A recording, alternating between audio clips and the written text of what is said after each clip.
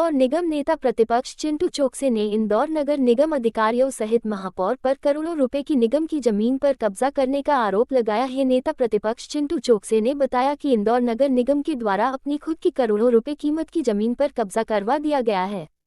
चुनाव आचार संहिता की आड़ में बिना किसी लिखित आदेश के जमीन के साथ मौके की व्यवस्थाओं को भी कब्जा करने वालों को सौंप दिया गया है।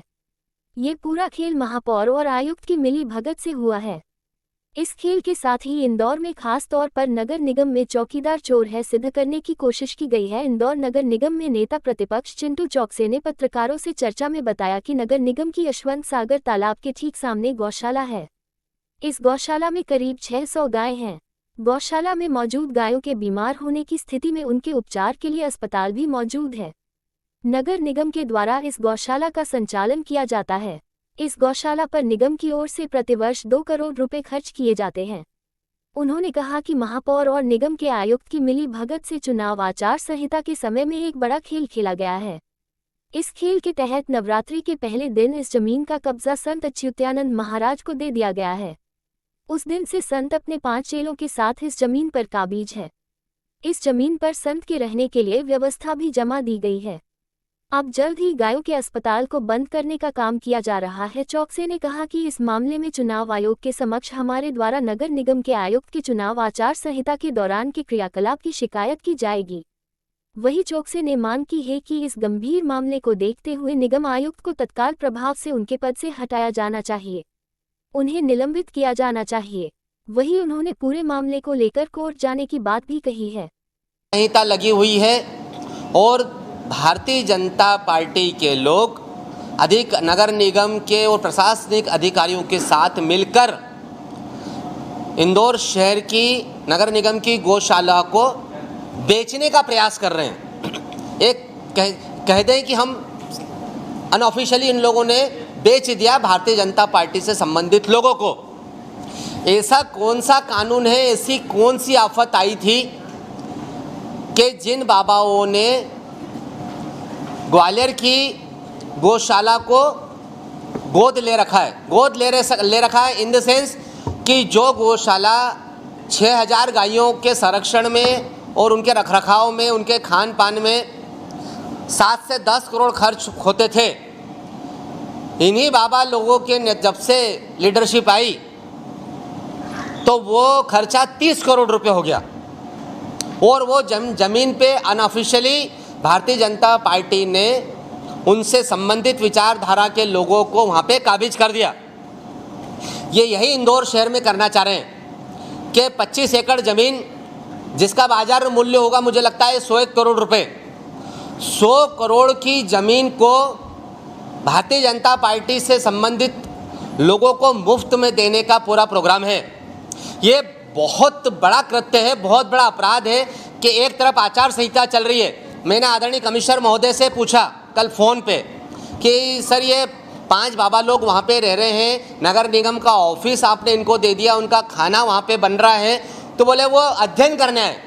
ऐसा कौन सा अध्ययन करने आए जिसके लिए आपने नगर निगम की गौशाला की सारी व्यवस्थाएं उनके हैंडओवर कर दी, उनके निर्देश जारी होने लगे, अधिकारी अपने आप को पंगु महसूस करने लगा। गौशाला अखिलेश उपाध्याय जी के और नगर निगम के संरक्षण में बहुत अच्छे से चल रही है और अगर उसमें सुधार करना है तो नगर निगम इंदौर समृद्ध मजबूत है, उसमें सुधार कर सकती है। लेकिन कैसी क्या आवश्यकता पड़ी कि चुनाव आचार संहिता चल रही है, बगैर किसी लिखा पढ़ी के, बगैर परिषद में कोई एजेंडा आए, बगैर चर्चा हुए आपने भारतीय जनता पार्टी से संबंधित बाबा लोगों को ये 100 करोड़ रुपए की ज़मीन दे दी। लेकिन कांग्रेस पार्टी, हमारा विपक्ष पूरा दृढ़ संकल्पित है कि जब सत्ता पक्ष तानाशाही करने की कोशिश करता है, हम ताकतवर तरीके से आपके माध्यम से आवाज़ उठाते हैं। वो आवाज़ बुलंद होती है, चाहे वो ग्रीन बॉन्ड का मामला हो, चाहे किसी प्रकार का मामला हो, कि हम 10 बजे पीसी लेते हैं और 2 बजे ग्रीन बॉन्ड वाले मामले में साइन हो जाती है 60 करोड़ के इंदौर शहर की जनता के नुकसान के बाद।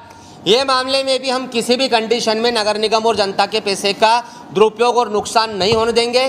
किसी भी प्राइवेट हाथों में ये गौशाला नहीं जाएगी और हमारी मांग है, कल हम जिला निर्वाचन आयोग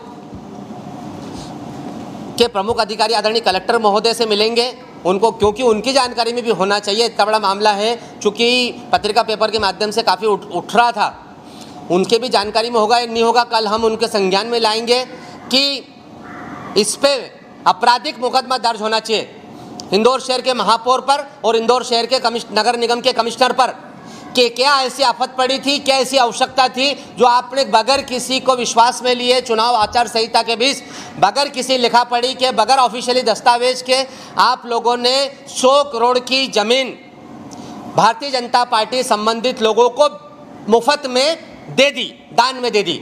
ऐसे ही मामला आपको मालूम होगा कि नगरीय प्रशासन मंत्री आदरणीय कैलाश जी ने पूरा कब्जा कर रखा है पितृपर्वत पर।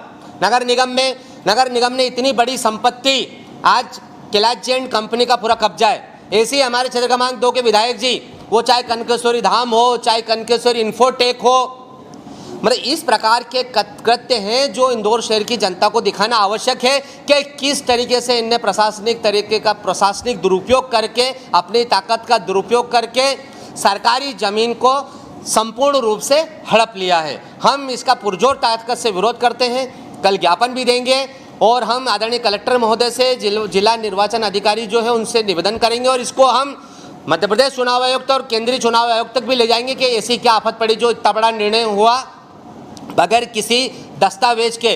तो इंदौर शहर के महापौर पर और इंदौर शहर के नगर निगम कमिश्नर पर आपराधिक मुकदमा दर्ज होना चाहिए, या उनको जवाब देना पड़ेगा कि बाबा लोग वहाँ पे क्या कर रहे हैं अनऑफिशियली। बहुत बहुत